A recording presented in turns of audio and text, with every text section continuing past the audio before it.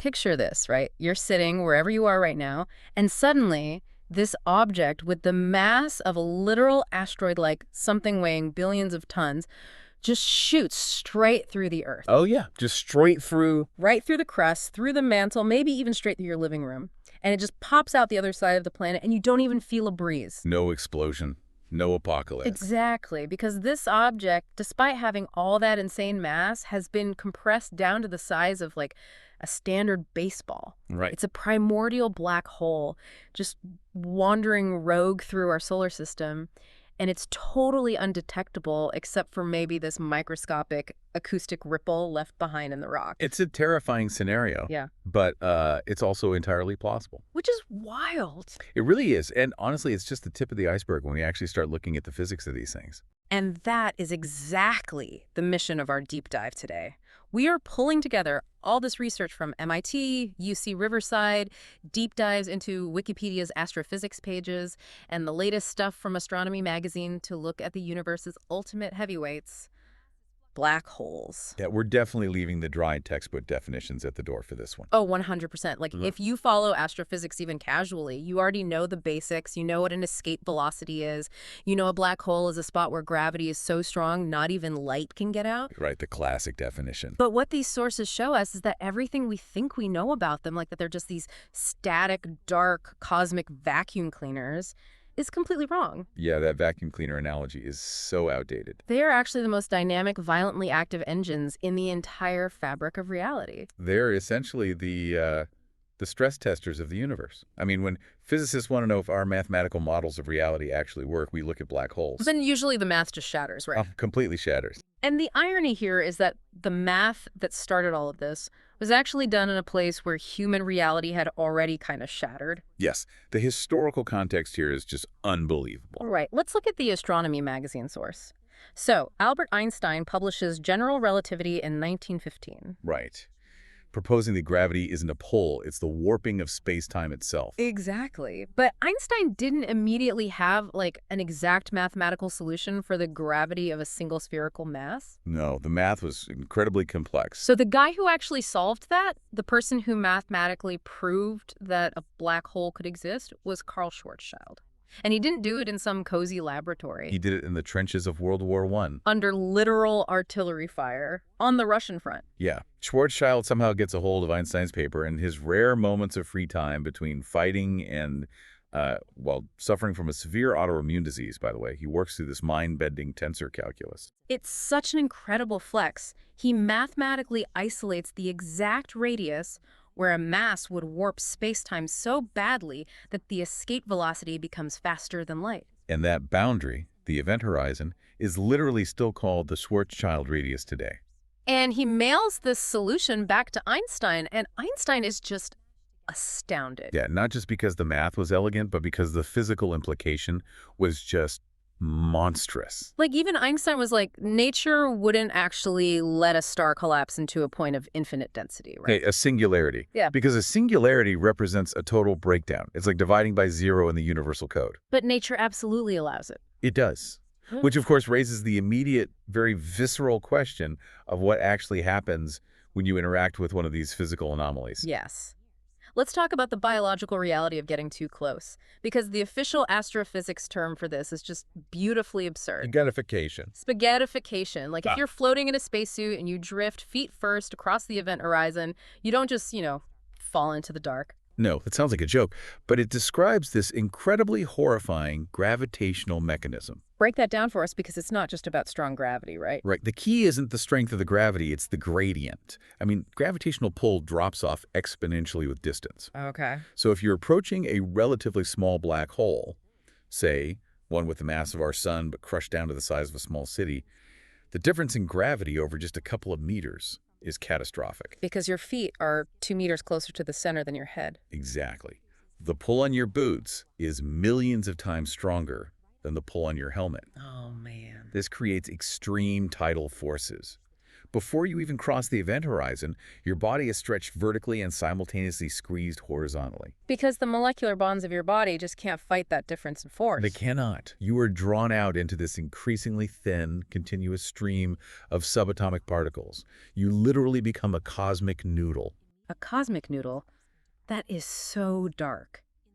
But reading through the deep dives on the physics of the event horizon, there's this analogy that totally reframed how I picture this falling process. Oh, the river model. Yes, because naturally we picture space as this static container, like an empty room, and the black hole is just a pit in the floor. Right, the whole trampoline analogy everyone learns in school. Exactly. Okay. But the sources highlight this river model, which asks you to think about the fabric of space as a fluid. Yeah, the fluid perspective of space-time is arguably the most accurate way to visualize general relativity without, doing the actual insane math. So imagine space itself is a flowing river, far away from the black hole. The fabric of space is barely moving. It's super calm. Very placid, yeah.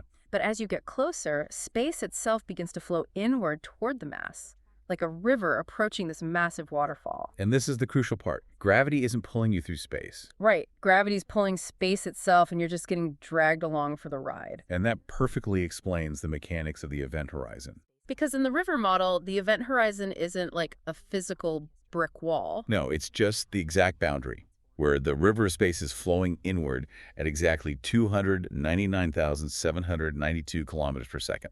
The speed of light? The speed of light. So if you're a photon of light, which is the fastest thing in the universe, and you are just 1 inch inside that horizon pointing outward, you are like a salmon trying to swim upstream. Exactly. You are swimming at the speed of light, but the water is flowing backward faster than the speed of light. So you can't make any forward progress. You aren't moving toward the center because gravity overpowered your engine. You're moving toward the center because the road itself is collapsing. And to take that a step further, the river model explains why every single possible path inside the horizon leads to the singularity. How so? Well, when space is flowing inward faster than light, the singularity is no longer just a place in space, it actually becomes a moment in your future. Wait, a moment in your future? Yes. Just like you can't swim backward through time to reach yesterday, you cannot move outward to escape the singularity. It is your inevitable tomorrow. That is deeply unsettling. But it also sets up one of the most wild paradoxes in astronomy. Oh, the light paradox. Yeah. We are talking about an object that is the literal definition of darkness, the ultimate trapdoor where even light fails to swim upstream. Right. Yet when we look out into the universe, the absolute brightest objects we can detect, quasars, are powered entirely by these invisible voids. Yeah, the contrast is amazing. How does the darkest thing in reality create the brightest light in reality? The answer is friction and extreme thermodynamics just outside that waterfall. So before things cross the boundary. Exactly. When a black hole is actively feeding on, say, a nearby star or a massive gas cloud, that matter doesn't just fall straight down the drain. Right, because everything in space is kind of moving and spinning. Right. Everything has angular momentum. So the incoming matter spirals. It forms this immense flattened structure around the black hole called an accretion disk. I always picture it as a cosmic traffic jam. You've got unimaginable amounts of star stuff all trying to squeeze into a tiny space at the exact same time. A very violent traffic jam. Mm-hmm. And as it squeezes, the gravitational potential energy converts into kinetic energy. Meaning it speeds up. Huge speed differences, yeah. Mm-hmm. The matter in the inner rings of the disk is whipping around at a huge fraction of the speed of light, but the outer rings are moving slightly slower. So the lanes of traffic are moving at different speeds. Yes, and that sheer difference causes the particles of gas to rub against each other, creating astronomical levels of friction. And friction creates heat. The sources say it heats the gas to tens of millions of degrees. Easily. It becomes a hypermagnetized plasma. The thermal energy is so intense that it releases these blazing torrents of X-rays and visible light. So the black hole itself is pitch black. Completely invisible. But the agonizing swirl of matter just inches from the event horizon shines so intensely that a single quasar can outshine all 100 billion stars in its host galaxy combined. All powered by gravity and friction. That is insane. So if these engines of extreme gravity are out there, the obvious question is, how does the universe actually build them? Well, the standard origin story is one most astronomy fans know. Right. You take a massive star, maybe 8 times the mass of our sun, and it reaches the end of its life. Right. For millions of years, it's been in this balancing act. Gravity trying to crush it, nuclear fusion pushing outward. But the fuel runs out. Gravity wins. The core collapses in a fraction of a second. The outer layers fall in, hit that dense core, and rebound in a massive supernova explosion. And what's left behind is the crushed singularity. That's the loud, explosive birth. But looking at the RCIF papers on stellar black holes, there's a mechanism that is honestly way more sinister. The stealth mode. Stealth mode, failed supernovae. This Right. completely blew my mind. It totally upends the idea that a dying star has to go out with a bang. Right, because theoretical models and now some actual telescope evidence suggest that direct stellar collapse is happening. Meaning there's no supernova explosion at all. None. So how does a star just fail to explode? Well, if the star is incredibly massive, like 20 or 30 times our sun, and has a very specific internal chemistry, the gravity is so overwhelmingly dominant that when it runs out of fuel... Shockwave just can't escape. Exactly. The shockwave of the collapse doesn't have the kinetic energy to blast those outer layers away. The gravitational pull is just too steep. So the star just swallows itself whole. The entire mass implodes in the dark. It crosses its own Schwarzschild radius instantly. That is so creepy. One night, you look through a telescope and see this brilliant blue supergent star. A few nights later, you look at the exact same spot and it's just gone. Erased. It collapsed so efficiently that not a single photon of an explosion managed to escape. It just blinks out of existence without a trace. It's very eerie. Okay, so whether a black hole is born loudly in a supernova or quietly in a dark implosion, that's just the story of a single star. Right, the first generation. But the deep dive into the MIT news sources opens up this entirely new layer. Black holes don't just form and sit in isolation. They have past lives. Yes, hierarchical merging. This is a massive paradigm shift in astronomy. Because we used to just assume that pretty much all stellar mass black holes were born directly from one dead star, and that was it. Right. But when we look at environments like globular clusters, the rules change entirely. Globular clusters. I picture them like a swarm of angry bees. Millions of ancient stars and black holes packed into a space that normally would only hold a few dozen stars. The gravitational mosh pit. A cosmic mosh pit. And in that dense crowd, things inevitably crash. Through this complex gravitational dance, two black holes can capture each other in a binary orbit. So they start orbiting each other. They spiral inward, bleeding off energy, until they violently smash together, merging their event horizons to form a larger second-generation black hole. But because they're still trapped inside that dense cluster, the process doesn't stop. No, it just keeps going. That second-generation black hole wanders through the swarm, finds another black hole, and merges again.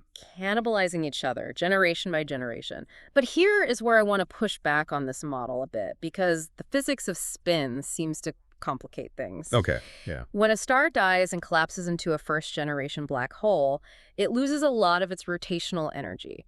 The resulting black hole shouldn't be spinning all that fast. Generally, yes. So if we look out there and find black holes spinning at near relativistic speeds, how does the merging model explain that? Where does all that spin come from if two slow objects merge? That is exactly the mathematical signature the MIT researchers were hunting for. It comes down to the conservation of angular momentum. But not their individual spins. Right, not the spin of the objects themselves. It's the momentum of their orbit. When they capture each other, they are whipping around a shared center of gravity at phenomenal speeds. Okay, so that orbital dance has massive energy. An immense amount. And as they spiral closer, that orbital energy has to go somewhere when they finally touch. Oh, so in the final plunge, when the event horizons overlap, all that violent orbital motion transfers directly into the rotation of the new black hole. Exactly.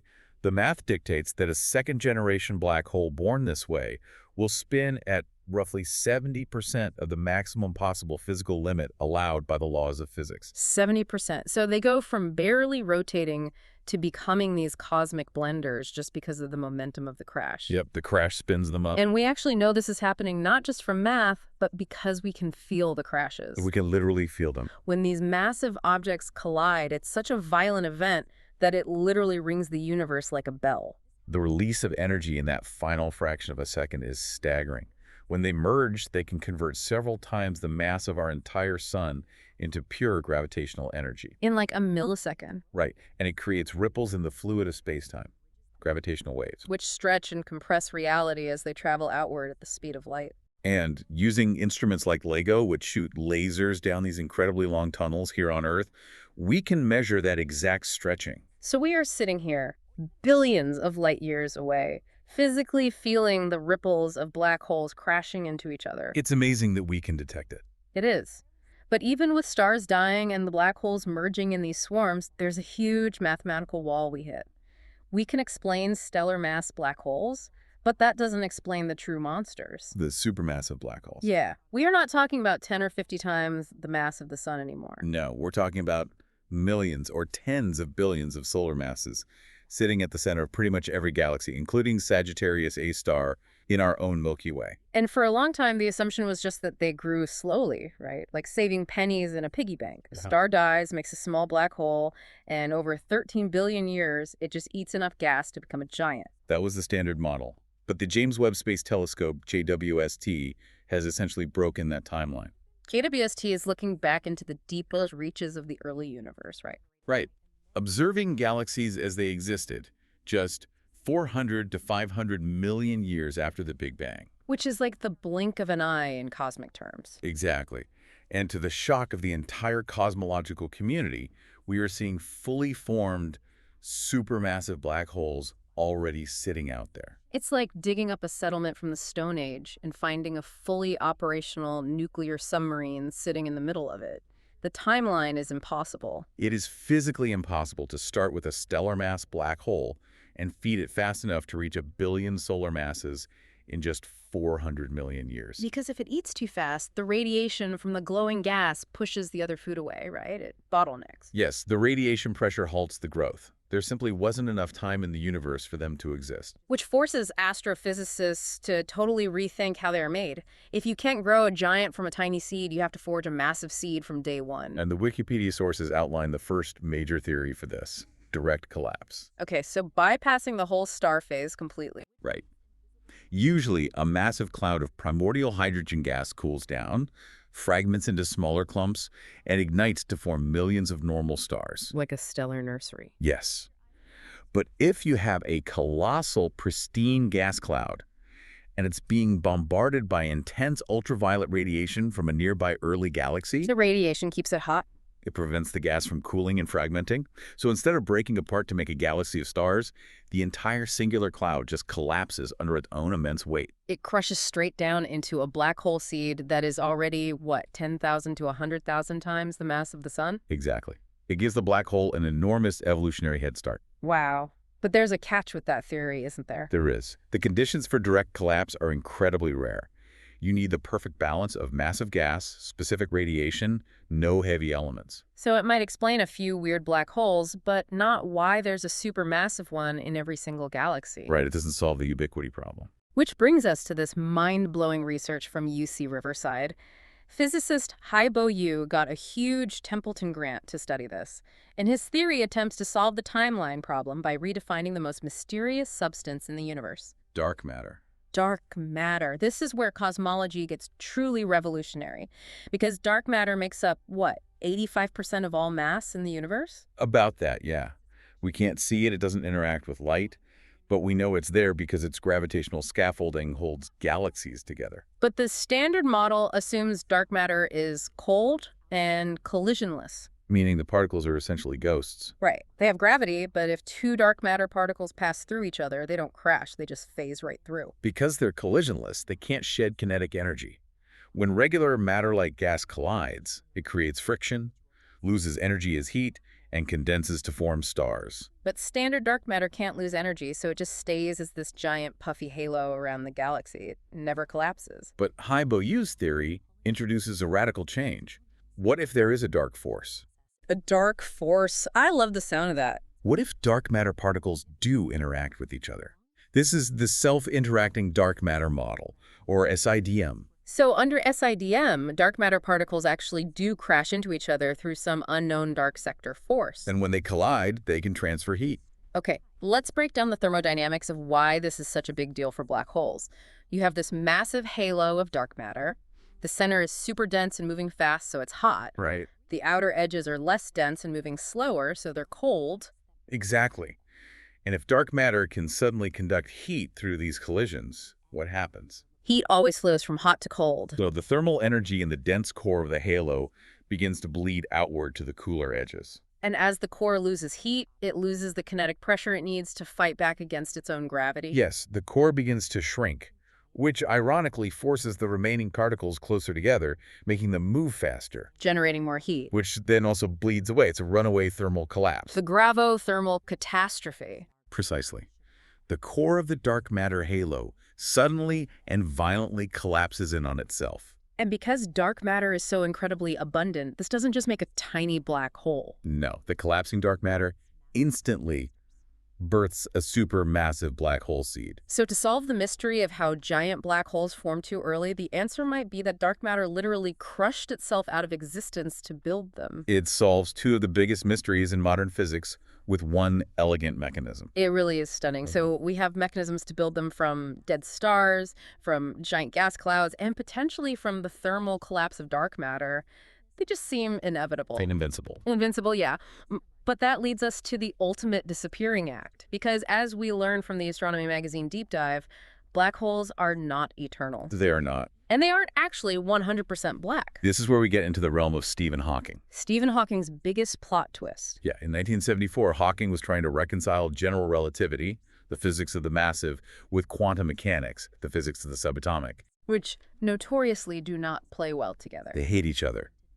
But when he applied quantum rules to the event horizon, he discovered that black holes must leak. Let's explore the mechanism behind this, Hawking radiation, because it is so counterintuitive. According to quantum field theory, empty space is never truly empty. Right? The vacuum of space is actually this boiling soup of quantum fluctuations. Pairs of virtual particles, a particle and an antiparticle, are constantly just popping into existence out of the vacuum, existing for a tiny fraction of a second, and then annihilating each other. Vanishing back into nothing. And this happens everywhere, all the time. But Hawking asked, what happens if one of these virtual pairs pops into existence exactly on the knife edge of a black hole's event horizon? The ultimate unlucky spawn point. Exactly. Because of that crazy gravity gradient we talked about, the tidal forces can literally tear the particle pair apart before they can annihilate each other. Right, one particle gets sucked into the black hole, passing the horizon, while the other is flung outward into the universe. And it becomes a real, observable particle of thermal radiation. But wait, a particle was just created and escaped. That requires energy. Right. The universe doesn't give out free mass. The first law of thermodynamics says energy cannot be created or destroyed. So who pays the energy bill? The black hole pays. From the outside, the particle that fell in must have effectively carried negative energy. To balance the cosmic books. Exactly. Because a real particle with positive energy escaped, the black hole absorbs an equal amount of negative energy. And thanks to E equals mc squared, energy and mass are interchangeable. So by absorbing negative energy, the black hole literally loses a microscopic fraction of its physical mass. It shrinks. It shrinks very, very slowly. Like agonizingly slowly. For a black hole the mass of our sun, its temperature is a tiny fraction of a degree above absolute zero. It would take 10 to the power of 67 years for it to completely evaporate. Which is billions of times longer than the current age of the universe. Right now, those big ones are actually growing because they absorb more ambient heat from the cosmic microwave background than they like. But this brings us right back to the terrifying scenario I painted at the very beginning of this deep dive.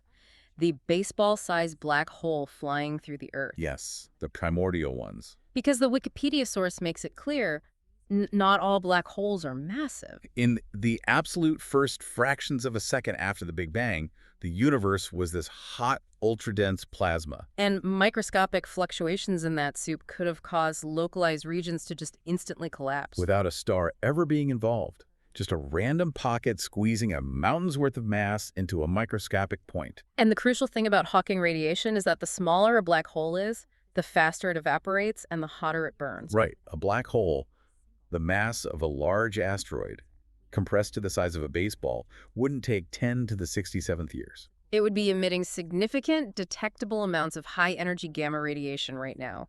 Which means, as these ancient tiny black holes wander through the galaxy, they are slowly steaming away. And eventually they get so small and so hot that they evaporate completely in this violent flash of energy. But the fact that a black hole can evaporate entirely sets up what physicists consider one of the greatest crises in modern science. The information paradox. It is a profound contradiction. It pits the fundamental rules of quantum mechanics directly against the rules of gravity, and neither side is willing to budge. Oh, I love the paper shredder analogy for this. Let's think about the universe as a giant computer that tracks the state of every particle. Okay. In quantum mechanics, information is sacred. The universe keeps receipts. The present state of the universe contains all the info needed to perfectly reconstruct the past or predict the future. Right, the rule of unitarity. So if I take a highly classified document and put it through a paper shredder, then burn the shreds and scatter the ashes, practically speaking, the document is gone. But quantum mechanically, if I had a supercomputer powerful enough to track the trajectory of every photon of heat, every molecule of ash, every wisp of smoke. You could reverse engineer the exact atomic structure of the document. Exactly. The information is scrambled, but it is not destroyed. That is the absolute bedrock of quantum determinism. Information cannot be deleted. But now, take that same classified document and drop it into a black hole. It crosses the event horizon. It's crushed into the singularity. And then you wait a few trillion years. The black hole slowly emits Hawking radiation particle by particle, losing mass until it entirely evaporates. The document is gone. The singularity is gone. The black hole is gone. All that is left is a giant cloud of radiated thermal particles expanding into the void. And here's a fatal flaw. According to Hawking's original calculations, that radiation is perfectly thermal. It is purely random. It depends only on the mass, spin, and charge of the black hole. It does not carry any imprint, any subtle quantum signature of the document that fell in. Which means if you gather every single particle of that Hawking radiation and feed it into your supercomputer, you cannot reconstruct the document. The black hole acted as a cosmic delete button. The information isn't just hidden, it has been fundamentally erased from reality. And physics outright rejects that. If information can be truly destroyed, quantum mechanics breaks down entirely. But if the information somehow magically escapes from inside the event horizon to encode itself into the outgoing radiation, then Einstein's general relativity breaks down entirely, because nothing can escape the event horizon. they cannot both be right. The resolution requires a unified theory of quantum gravity, a mathematical bridge we just haven't discovered yet. It's amazing. We're looking at an object that forces human knowledge to an absolute standstill. And yet, these aren't just theoretical constructs living on chalkboards, they're our neighbors. Quite literally. The sources point to Gaia BH1. It's a dormant black hole discovered just a few years ago, sitting a mere 1,560 light-years from Earth. In the scale of the Milky Way, which is 100,000 light-years across, Gaia BH1 is in our backyard. There are tens of millions, maybe hundreds of millions, of black holes silently drifting through our galaxy. We are sharing this dynamic, violent ocean with these leviathans. The universe is not a museum piece. It's an active, terrifyingly complex engine. And I want to leave you with one final thought from the source material that perfectly encapsulates that terror, a concept that takes everything we've talked about and pushes it to the absolute breaking point. Okay, lay it on me. We discussed how second-generation black holes, born from cosmic mergers, spin at incredible speeds, right? Yes, hoarding all that orbital angular momentum. Well, equations in general relativity explore what happens if you take an extremal black hole, one that is already spinning incredibly fast, and somehow feed it even more angular momentum. What happens if it spins too fast? Exactly. What happens? The math points to a catastrophic structural failure of spacetime. Because the event horizon is maintained by the overwhelming inward pull of gravity. But as an object spins, it generates an outward centrifugal force. The faster it spins, the stronger the outward force. So if a black hole were to exceed its maximum theoretical spin limit, the outward centrifugal forces would mathematically overpower the inward gravitational pull holding the event horizon together. The event horizon would literally be torn apart. A cloak of darkness would be ripped away. And what is left behind? The singularity, just sitting there, completely exposed to the open universe, a naked singularity. It is the ultimate nightmare scenario for a physicist. Because it's an exposed point of infinite density, infinite curvature, where the laws of physics simply cease to exist. Right. The event horizon isn't just a trap, it's a quarantine zone. It protects the rest of the logical universe from the mathematical anarchy of the singularity. But if a naked singularity exists, that anarchy leaks out. According to the cosmic censorship hypothesis proposed by Roger Penrose, the universe should mathematically forbid this from happening. Nature must hide her singularities. Because if a naked singularity is exposed, it could emit light, radiation, and information in entirely unpredictable ways. It would completely destroy the concept of cause and effect. In a universe with a naked singularity, you can no longer predict the future state of a system based on its past. Like, dropping an apple wouldn't guarantee it falls to the ground. The universe loses its deterministic nature. The ultimate glitch in reality, unhidden, just sitting out in the cold vacuum of space. The cosmic censorship hypothesis assumes nature protects us from this, but it remains a hypothesis. It has not been definitively proven. Not yet. So, the next time you look up at a quiet, dark night sky, remember what is really going on out there. The universe isn't a clean, predictable machine.